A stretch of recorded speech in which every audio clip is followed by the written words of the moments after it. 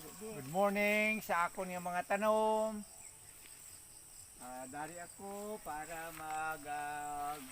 tanaw kung ano na ang inyong mga sitwasyon. Ano ang nagkatabo sa ako niyang mga tanom. Kaya ko abi handom ko gid sang umpisa sang ako na pagpangabuhi nga mahilig ako sa mga tanom. Mahilig ako magtanom at mga kahoy, mga saging, nyug, mga kararuton. Ay kaman kami, nagbahol kami sa bukid. Amo ang amo na tandaan, kaya mo ko ang akong asawa, kaya paras kami nagdiri sa bukid, sa Sitio Lumboy, Barangay Linabasan. Hindi kami tuludluan kung paano magkabuhi sa bukid. Gani, ang sekreto sa pangabuhi, kung mahugod ka, malayo ang gutom. Tungod, ibig na matigaan ka, malabo ka na ng saging, malabo it balinghoy, malabo ka ng it kamuti, mabusog ka na. So, diser ka sa ginatawag nga bugas. Ayan. Pag-abot ko man sa mga vegetable, kung doon vegetable mo, ang imo ng pagkabaklon, amo ang lupos. Amo nang ginhambang it mga magugang naton katong una, nga kung mahugod ka sa bukid, lupos lang ang imo nga ang imo nga baklon. Tama ang ginahambal it mga katigulangan. So gani sa mga ulihing tubo, bilang magulang na, ako gid nag-encourage kananda nga sandaman mangin kapareho sa mga ninuno naton nga nagakabuhi sa bukid. Kaya dari ako. Tungod nga nag-agi ang pandemic, wa ko matipanis mayad ang ako yung mga tanom. Pero ako nyo man dyan nga asikasuhon, agod to magadulot nyo man itduro nga bunga. O pres ka dyan, ipakita ko. Dari, nagatuba ko saging. Dya, para nga, ibig mo pagkagamit mga tinapay kung hapon, saging na lang. Ay kaduro. Duro ako niya tukupon. Hindi mo magkatuman.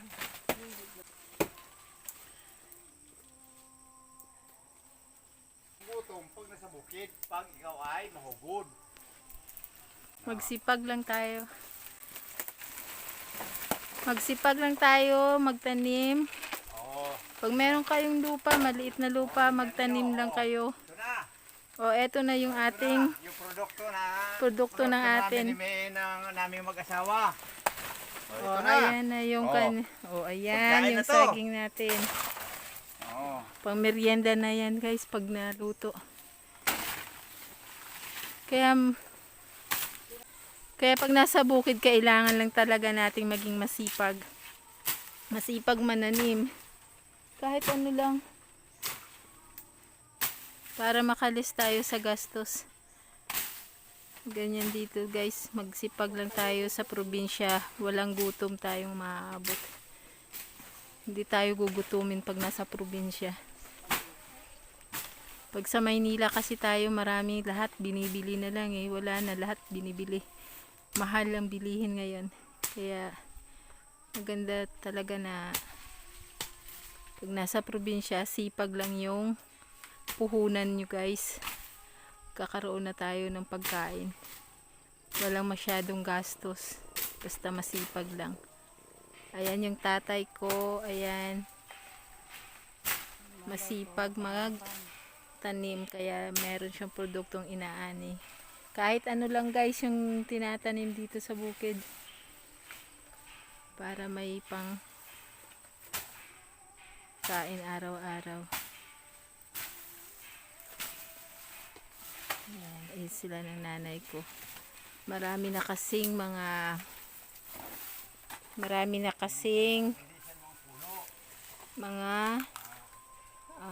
luto. Ayan oh, matanda na eh. Luto na nga yung iba.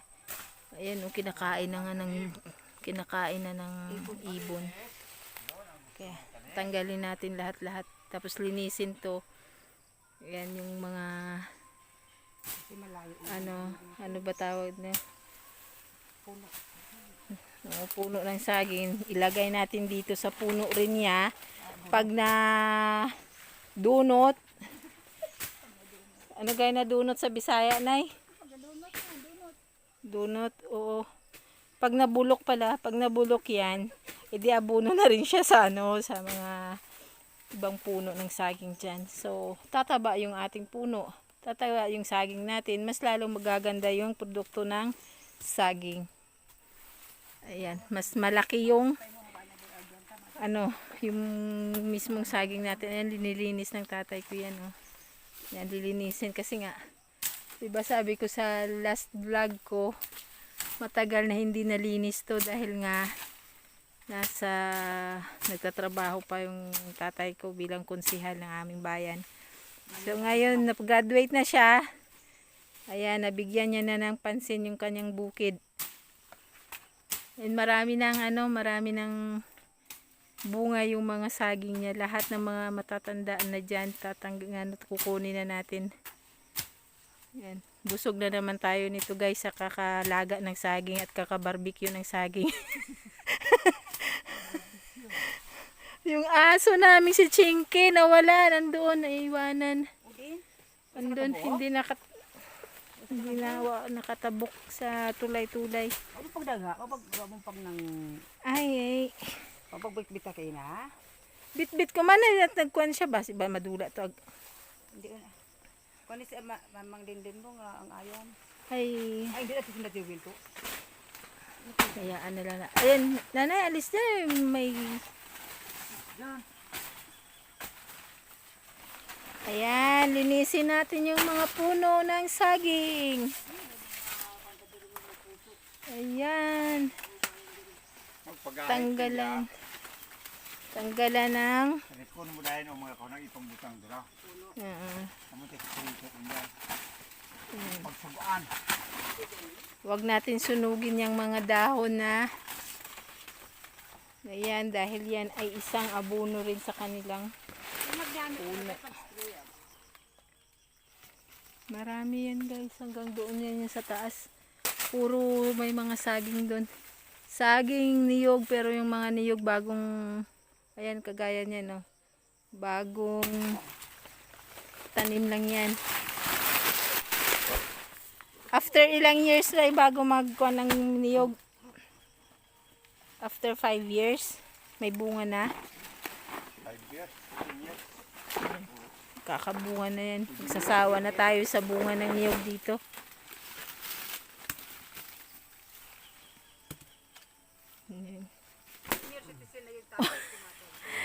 Ang tatay ko ay senior na, nasa magsi-70 na guys, pero ayan o, tingnan nyo, parang wala pa daw siya sa 70. Oh, kitang gilas pa. Parang hindi senior. Parang hindi daw siya senior, kaya nga yung ano namin, yung pangalan ng channel na to ay Senior's Life. Lahat ng gagawin nila dito ay i-vlog natin guys. Ayan, kung ano yung mga ginagawa nila araw-araw. Umaga pa lang, alas 6 andito na. Nagtatrabaho na sa bukid. Sabi ng tatay ko, nang buhay pa siya, pag magtuba kahit saging, tawag sa Bisaya, magtuba. Ibig sabihin yan guys, makuha mo magputol. na yung bunga, yung kanyang angkayan ang tawag dito sa Bisaya. Yung kanyang puno. Putol-putulin mo yan, tapos ibalik mo yan sa puno. Pag mabulok siya, ay gagawa ng fertilizer. Oh. O ito ginagawa ko, tingnan nyo. parang hindi ako senior citizen. Ipakita ko sa inyo kung paano. Malakas na malakas. Ako na ngayon ay 70 years old na. Pero malakas pa. Ipakita ko sa inyo paano magputol ng maghiwalay-hiwalay ng magputol-putol ng puno ng saging. Ito isang banat ko lang. Ito ay putol na. Yeah! Ito na. Yan. Tayo. Wala na. Yun ang tunay na senior citizen. Kasi, paano ba ang sikreto na malakas ang katawan ko? Ito lahat araw-araw, pag wala akong trabaho, dito ako sa aking mga taniman. Mag-exercise dito. Ito ay akin itong i-maintain ko na ito. Yung mga ano ko. Hindi ko na nalinisan to eh. Matagal na daw hindi nalinisan yung kanyang bukid, kaya ito daw. Ito na time. Magkaroon siya ng time dito sa kanyang bukid. Kasi may trabaho ako noon eh. Pusyal pa ko ngayon, graduate na ako. Babalik naman ako dito sa bukid ko. Yan. Para alagaan naman yung mga tanim ko dito sa bukid. Yan. Tama. Dali lang maglinis. Yung nanay ko nandoon sa kabila. Kukunin niya daw yung puso ng saging. Ayan Ayan, pwede na siyang makuha. Kasi ewan ko kung anong lulutuin niya. Baka magluluto siguro ng dinuguan. Hindi. Hindi. Sa sikinang. Oo, pwede pala sa sa paa ng pata ng baboy. Sige, baboy, masarap yan. Ihawin mo yung ginaihaw tayo, no? Oo. Ihawin natin yung sikit baboy, lagyan ng puso ng saging, sarap yan. Tapos merong yung nga yun tayong alabihod. Yung alabihod na yon, yung dahon yon ay maasim. Para rin siyang kamyas, para rin siyang batuan. Kung familiar kayo sa mga ganyang para rin siyang labog na maasim, masarap yan. Ayan. Hindi na kailangan bumili ka ng mga mix, wag na ganun. Yung mga sinigang mix, hindi na. Natural na lang. Natural na pangpaasim yung gamitin natin. Yan, alabihod yung ilalagay. Yan guys. Ito ang ating buhay bukid. Ang senior life sa bukid. Ayun, meron tayong yan na ngayon yung channel nila. Ang channel nito ay Kailing Senior Life sa bukid. Sa buo. Suggest nga kayo guys. Yung nanay ko, pareho lang sila, magkaedad lang sila ng tatay ko. 68 si nanay, 69 si tatay, 1 year gap lang pala.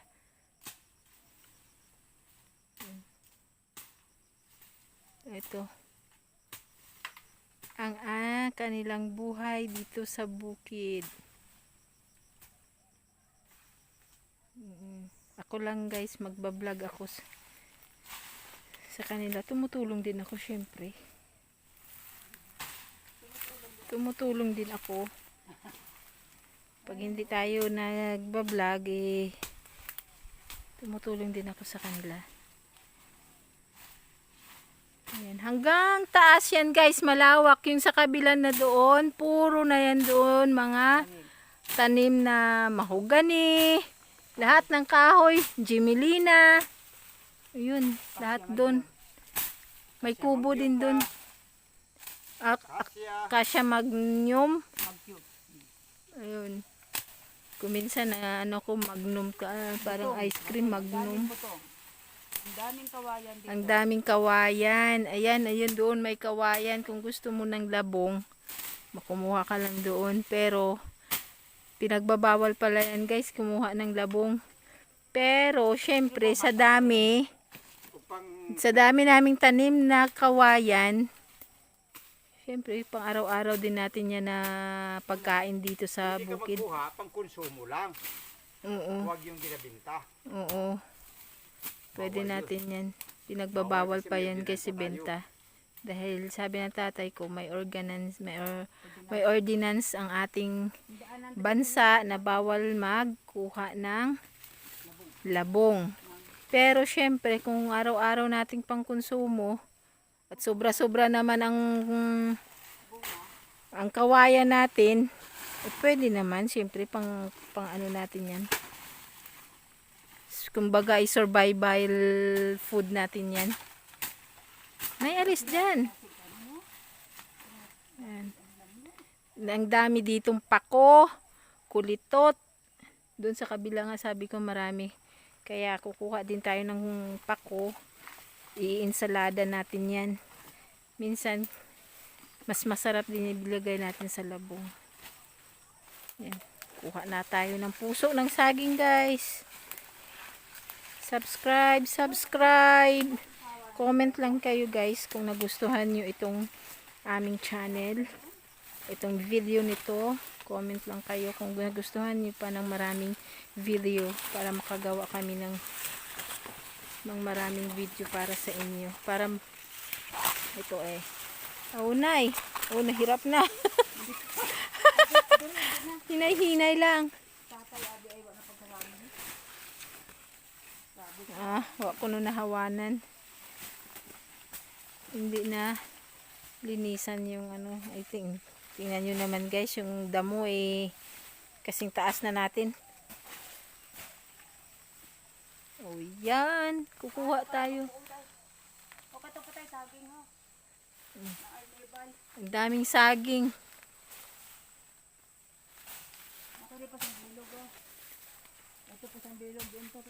Adiin. Oh, ayan oh. Nauunahan pa tayo ng mga ibon. Buti nga may pagkain ng ibon. May pagkain ng ibon dito sa ating kayamanan. Ito ang kayamanang mayaman sa saging. O ito na, pangalawa na to. Oh, ayan, pangalawa na.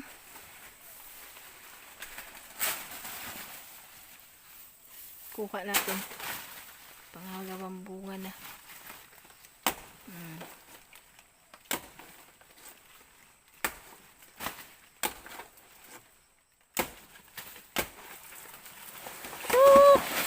Yeah. Parang hindi senior, oh. Nagpapakitang gila siya guys. Saan hindi daw siya senior? Parang hindi daw senior. Talaga naman hindi ka kapitang gilas yan kasi talagang kaya Yun talaga ang sikreto. Hindi ka umiinom ng alak. Hindi ka ninigarilyo. yan ang sekreto. Palaging nag-exercise ka sa bukid, maglakad. Pagkatapos, magkain ng mga masustansyang gulay. Yun ang sikreto para matagal yung buhay mo. Tama ka. Kagaya ng tatay namin. Oh, yung Tatay lolo Luing. ko.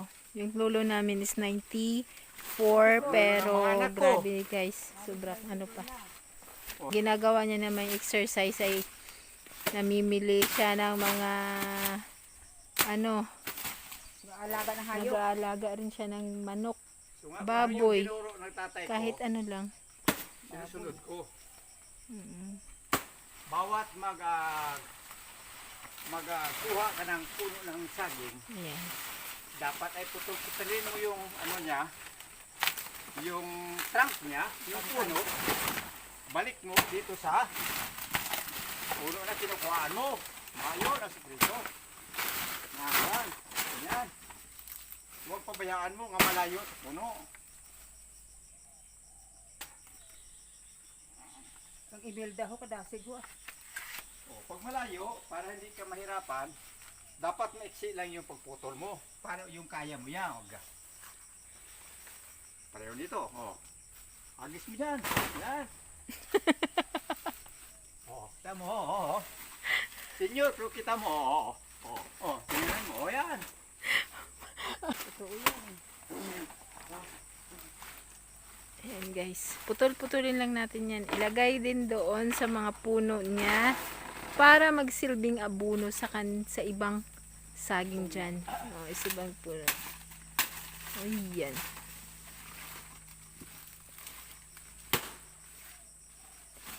Kaya guys, subscribe lang kayo. Satput lang, satput. Ay, satput. Yan. Kasi Shut. nung una, Shut.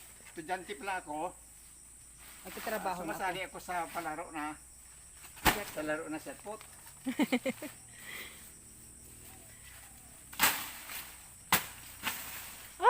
Tingnan nyo, naubos na ng ng Ibon? pispis at ibon yung saging natin. Daw, wala na po. Pero na. May naiwan pa naman guys. Ilang piraso pa.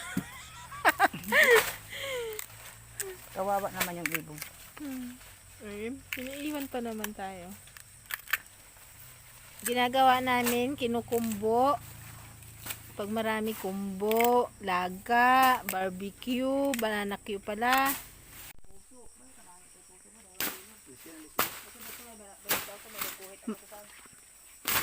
Meron nga silang bago ngayong project, gumagawa sila ng piggery. May piggery sila.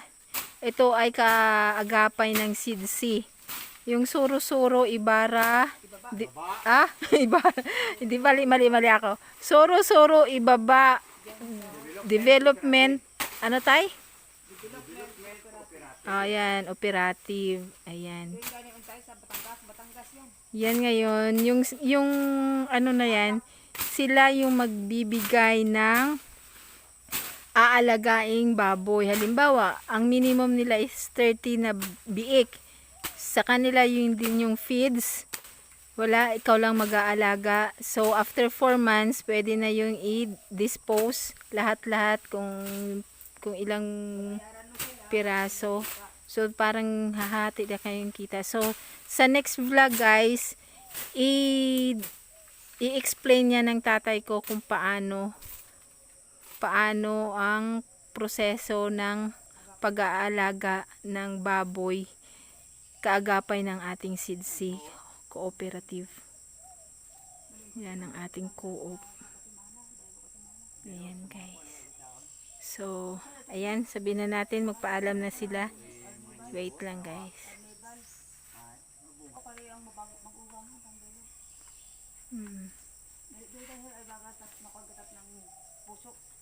So guys, isi-share nila yung kanilang mga karanasan dito sa vlog na to. So sana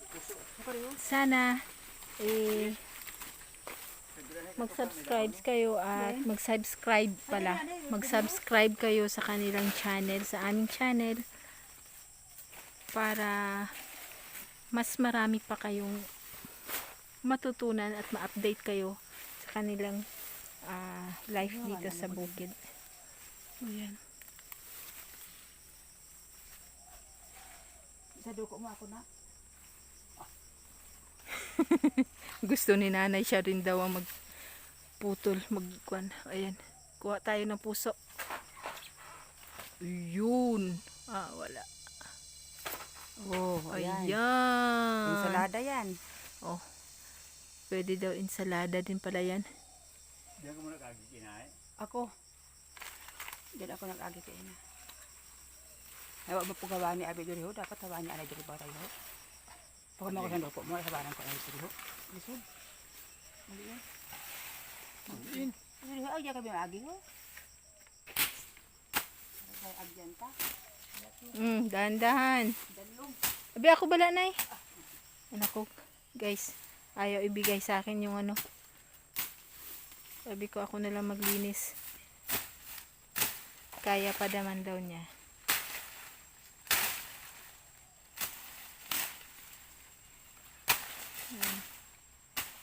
Linis-linis dito sa bukid. Linis-linis para sa magandang buhay. Ayan o. May bunga na yung niyog namin. Pero 3 piraso talaga. 3 piraso, 5 piraso. Doon sa kabilang bukid namin guys, doon puro naman mga niyog ang nandoon. So minsan papasyal din tayo doon para manguha ng niyog. Mangulabo tayo. Marami doon. Pwede kuprahin yung ano, pagkakitaan natin yung mga yung mga puno ng niyog, magpuprodukto tayo doon ng kopra. Mahal din ngayon ang kopra. Tigpilay kopra mana ka dyan ay. O, 30 per kilo guys. Kung masipag lang talaga, magkakaroon tayo ng pera dito. Less gastos. Ang ano lang, tipid-tipid lang. Ayan. Ayun yung palayan doon. Ipapakita ko sa inyo yung palayan doon. Malaki yung palayan doon eh.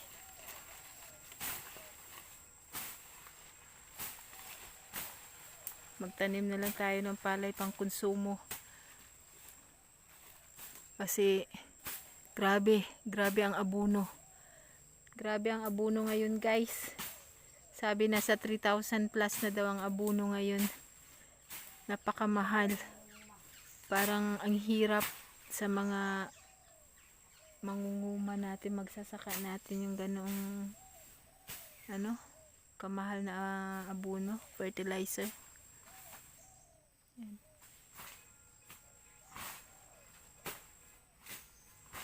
Yan yung nanay ko. Oh, guys, punta tayo doon. Siya naman daw magpuputol ng saging. Makuha nyo yun? Matanda yun? Ayan. Ano naman to guys, ng anong saging gano'n ay? Arnibal naman yan na saging. Masarap yan, matamis. Ayan. May sarili na siya. Luto na rin. Nagsilutuan na lang sa ano, puno.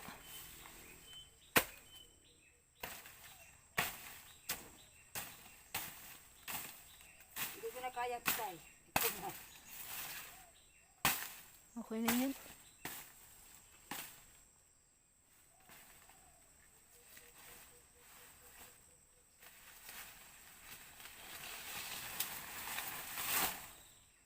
Okay na yung ano mo. Nang kwan niya, buwan mo yan. Puso. Dari. Abe, ang aton nga. Be. Imo nga kwan na.